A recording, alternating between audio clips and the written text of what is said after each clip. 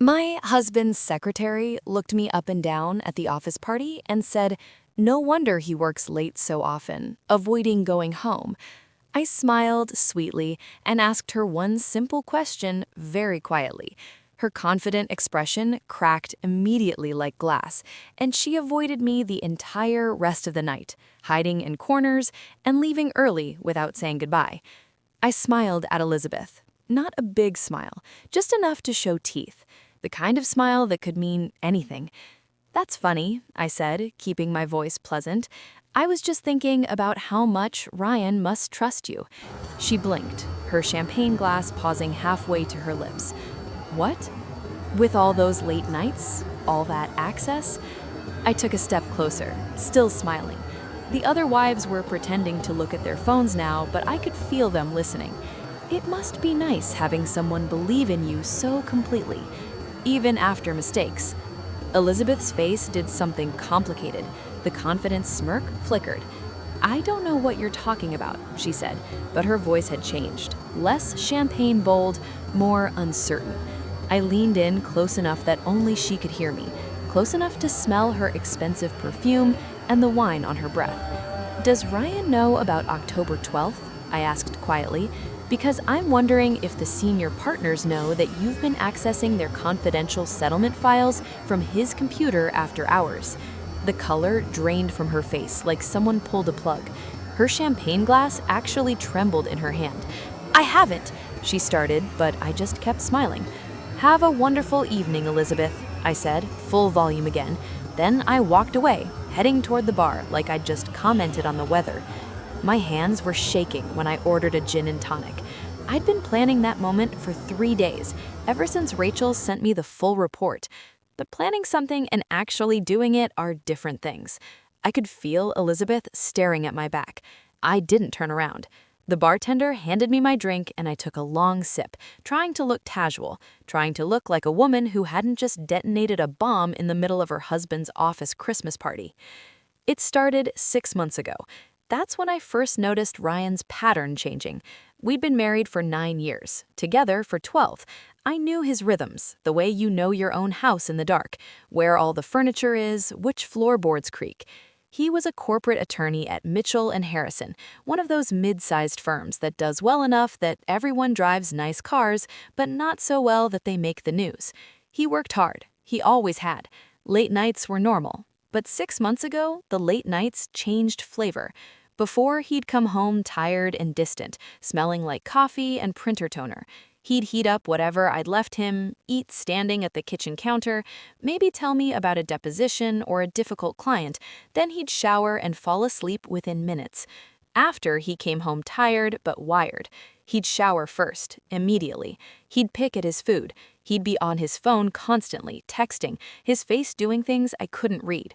And he started working late on Wednesdays, which he'd never done before, because Wednesday was when the partners played golf and the office was quiet. I'm not stupid. I know what those signs usually mean. So I did what you're supposed to do. I checked the credit cards. I found hotel charges from the Marriott downtown, 3 of them, all on Wednesday afternoons over the span of 6 weeks. The charges stopped after that, but by then I'd already started investigating. I hired Rachel on a Tuesday morning in October, sitting in her small office above a bail bondsman in a strip mall 40 minutes from my house. She looked exactly the same as she had in college, just with better clothes and reading glasses. "You think he's cheating?" Rachel said. It wasn't a question. "I think something's wrong," I said. "I just don't know what." She nodded, made notes on a yellow legal pad. "What's her name?" "The secretary." "Elizabeth Thornton. She's been with the firm for 3 years. She's his secretary, but she also does paralegal work. I hesitated. "She's very good at her job." "They usually are," Rachel said. She wasn't being cruel, just factual. "I'll need 2 weeks, maybe 3. I'll start with the basics: surveillance, background check, social media. We'll see what shakes out." What shook out was strange. Rachel called me on a Wednesday afternoon, 2.5 weeks into the investigation. I was at Target staring at throw pillows and trying to remember why I'd come. "Your husband isn't having an affair," Rachel said without preamble. "At least not a physical one." I followed him to 4 different late-night sessions.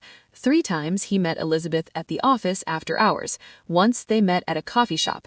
Every meeting they talked intensely for 1 to 2 hours. No touching, no hotel rooms, just talking. What were they talking about? That I couldn't tell you. But here's what's interesting. I ran a deep background on Elizabeth Thornton, and something popped. She had a DUI arrest on October 12th, hit a parked car leaving a bar in Riverside. Blood alcohol was 0.12. Should have been a slam dunk prosecution. Should have been. The charges disappeared. Not dropped, disappeared. The arrest record got sealed. The whole thing vanished from the public database within 72 hours.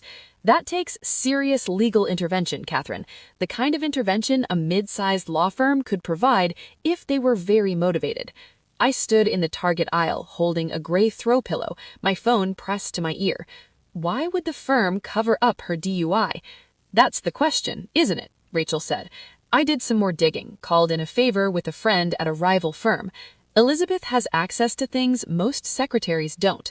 Client files, settlement documents, partner communications. Your husband shares his password with her so she can handle things when he's in court. That's normal, I said. Secretaries need access.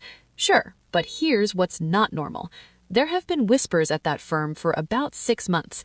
Nothing concrete, nothing he could take to the Bar Association, but rumors about billing irregularities on a major case. Hours that don't add up. Work that was supposedly done, but maybe wasn't. The kind of thing that could sink a mid-level associate's career if anyone looked too closely. My mouth went dry. Ryan? I can't prove anything, Rachel said, but the timeline matches. Elizabeth's DUI happens in October. The firm makes it vanish. Your husband starts working late with her constantly right around the same time. And there were those hotel charges from before. What about the hotel charges? They weren't for affairs, Catherine. I checked the dates against court records. Those were days your husband was supposedly in depositions out of town, but the depositions were local. He was billing the client for travel expenses that didn't happen. I sat down on the floor of Target, right there in the home goods section. A woman with a cart full of Christmas decorations gave me a concerned look and kept walking. So they're both in trouble, I said slowly. Elizabeth knows Ryan falsified billing. Ryan helped Elizabeth cover up her DUI. They're stuck together. That's my read, Rachel said. Mutually assured destruction. She keeps quiet about his fraud, he keeps her employed and protects her from the DUI consequences. But Catherine, here's the thing. If Elizabeth has been accessing confidential files from his computer, and if anyone finds out, that's a whole different level of problem. That's a breach of client confidentiality. That's disbarment territory for everyone involved. Does she have access to confidential files? I can't prove she's actually accessed anything, Rachel said, but she has his password. She's there after hours. And a secretary with a secret that big, she's either playing it completely safe or she's taking advantage. My money's on the latter. That was 3 weeks ago. Since then, I'd been watching, waiting, trying to figure out what to do with information that felt like holding a live grenade. Ryan didn't know I knew anything. He came home late on Wednesdays. He was distracted, irritable, always on his phone. We barely talked anymore. We hadn't had sex in 2 months.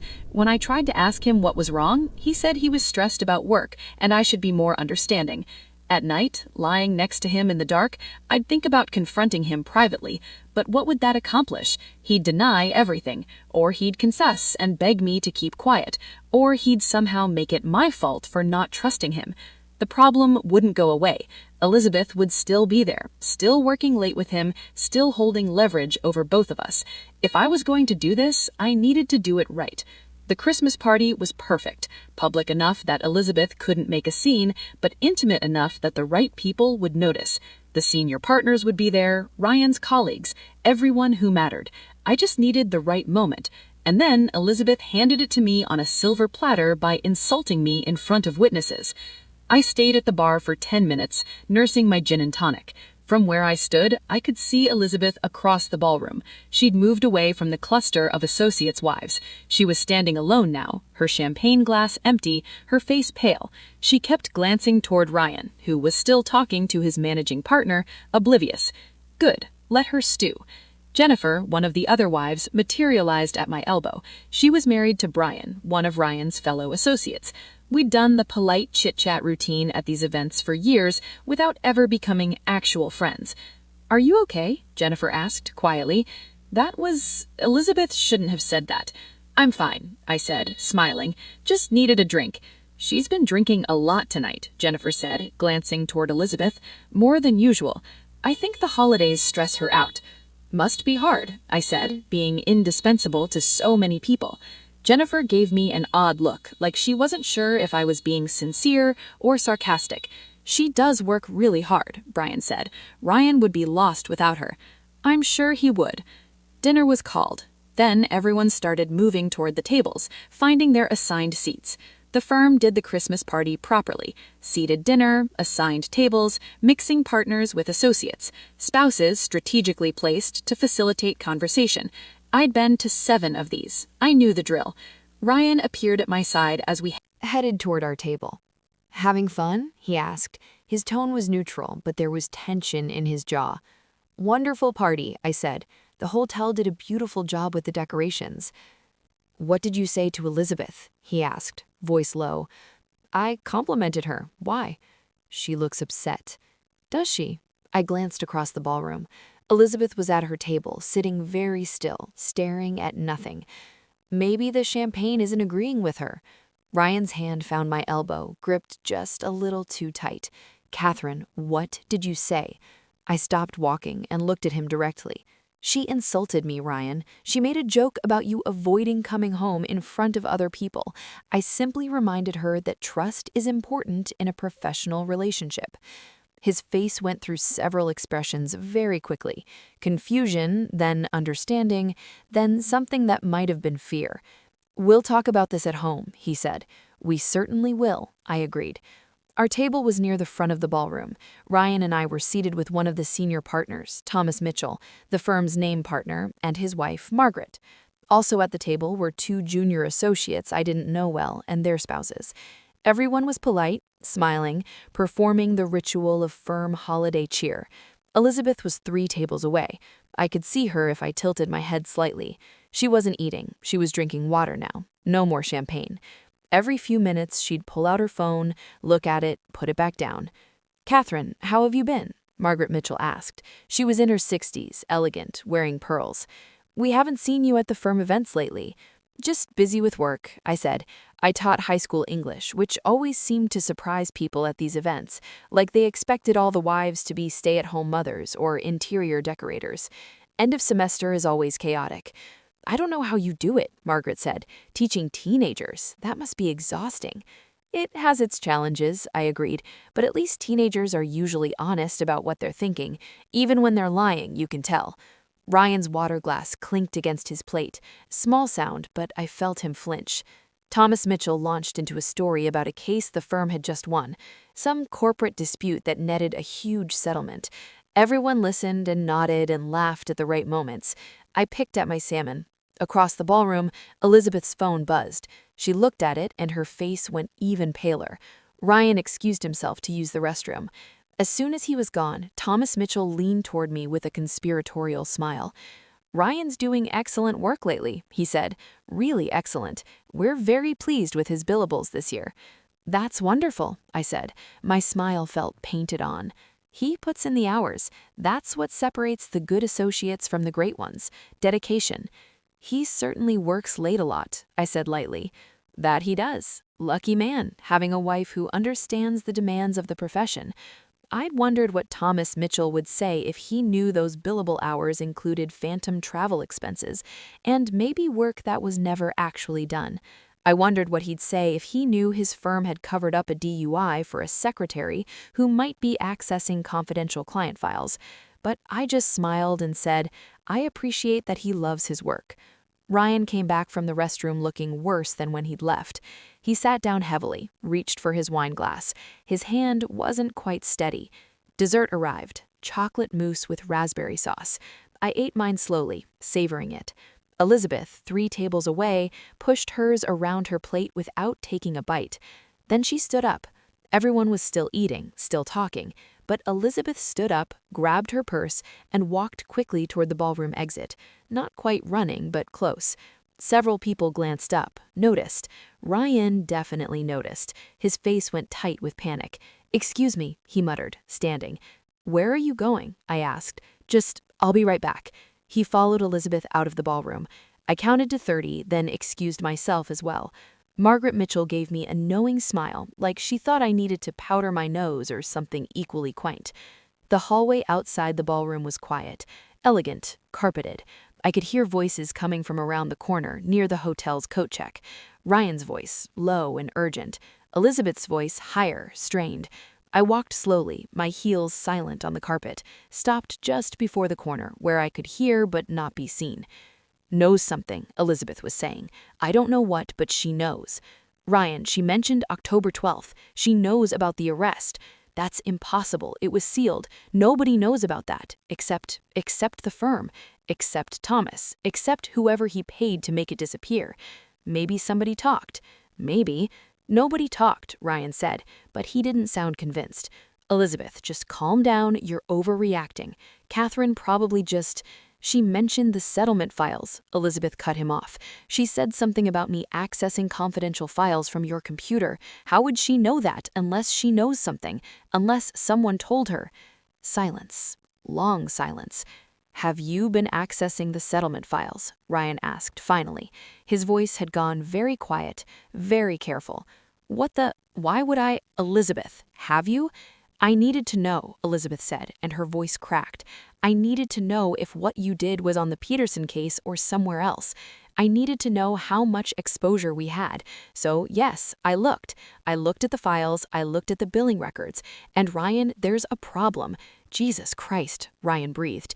"The Peterson case has holes in it. Big holes. Anyone who looks closely is going to see that some of those billable hours are fabricated.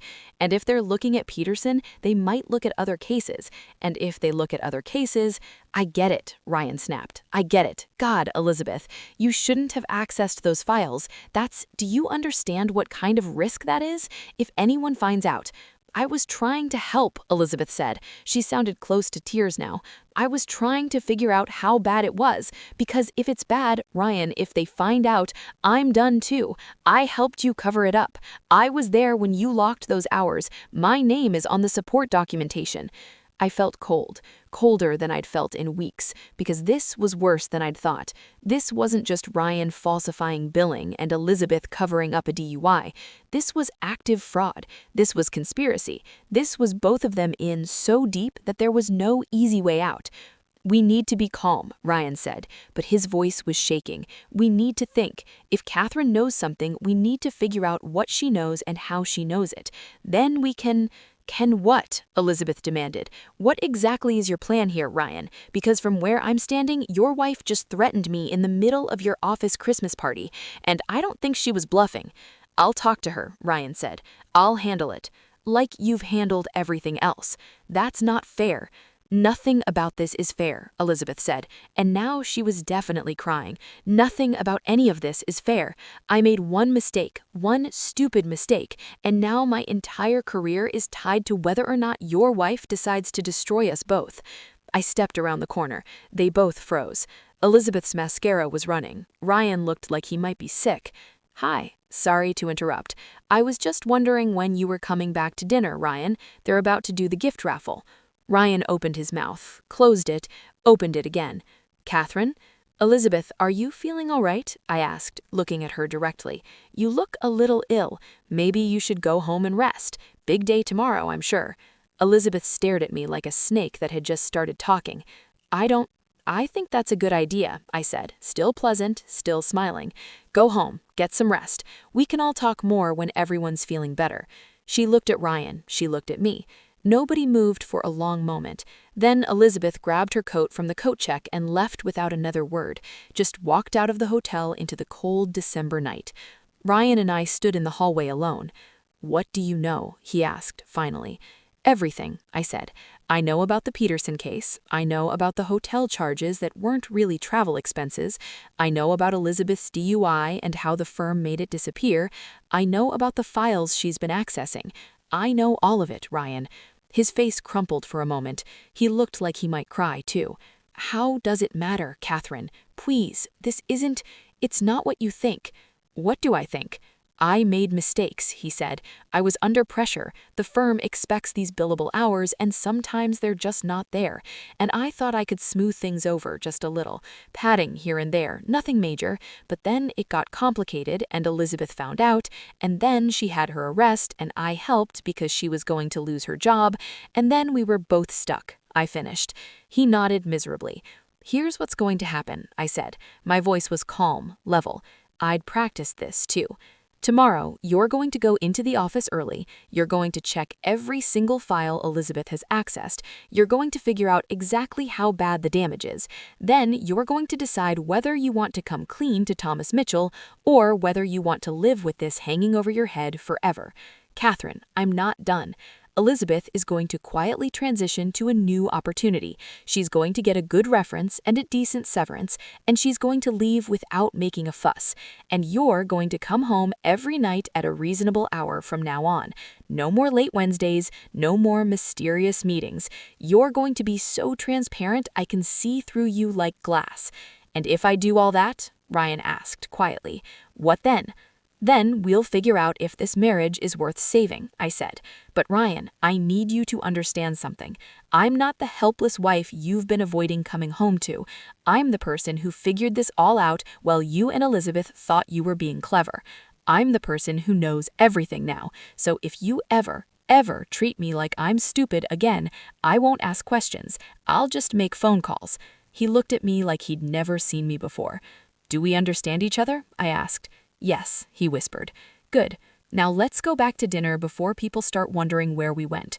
I walked back to the ballroom. After a moment, Ryan followed. At our table, Margaret Mitchell asked if everything was all right. I said everything was fine. Elizabeth just wasn't feeling well and had gone home early. Thomas Mitchell made a sympathetic noise and said the flu was going around. The gift raffle happened. Someone won a spa basket. Someone else won a gift certificate to a steakhouse. Everyone clapped politely. Ryan sat next to me, not eating, not talking, his face gray. I finished my chocolate mousse. It was delicious. We stayed until the end of the party because leaving early would have looked strange. We said goodnight to Thomas and Margaret Mitchell, to the other associates and their spouses. Everyone said what a lovely evening it had been. In the car, driving home, Ryan tried to talk. I turned on the radio. Classical music, a piano concerto. I hummed along.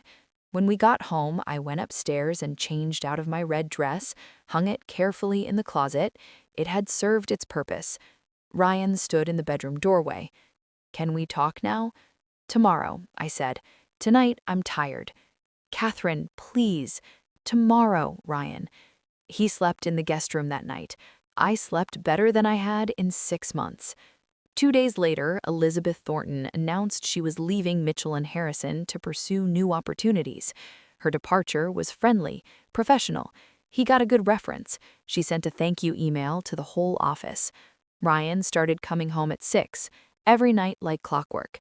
3 weeks after the Christmas party, he told me he'd gone to Thomas Mitchell, confessed to the billing irregularities on the Peterson case, offered to make financial restitution and accept whatever consequences the firm deemed appropriate. Thomas Mitchell, Ryan said, had been surprisingly understanding. Mistakes happen. Pressure does things to people. What matters is integrity and honesty when things go wrong. Ryan would be on probation for a year, his partnership track delayed, but he'd keep his job. I asked if he'd mentioned Elizabeth's access to the confidential files. He said he hadn't. Some secrets, he said, were better left buried if they didn't need to be exposed. I didn't argue. The marriage might not survive this, but at least Ryan was finally being honest. At least he was finally treating me like an equal instead of an obstacle to manage. Rachel called me a week into January. "I heard Elizabeth Thornton left the firm. Friendly departure?" "Very friendly," I said. "And your husband coming home on time? Telling the truth?" "We'll see." "You did good, Catherine," Rachel said. "You played it perfectly." "I just asked a question," I said. "The right question at the right time is more powerful than any accusation," Rachel said. "You knew that. That's why it worked." After we hung up, I thought about that, about power and knowledge in the moment you choose to use both, about the years I'd spent making myself smaller, quieter, easier. I wasn't small anymore, and if Ryan wanted this marriage to work, he was going to have to learn to live with a wife who knew how to ask the right questions. What would you have said to Elizabeth? Drop your favorite moment from Catherine's power move in the comments below. If you loved watching her reclaim her dignity, hit that like button and subscribe for more stories about women who refuse to stay silent. Your support means everything.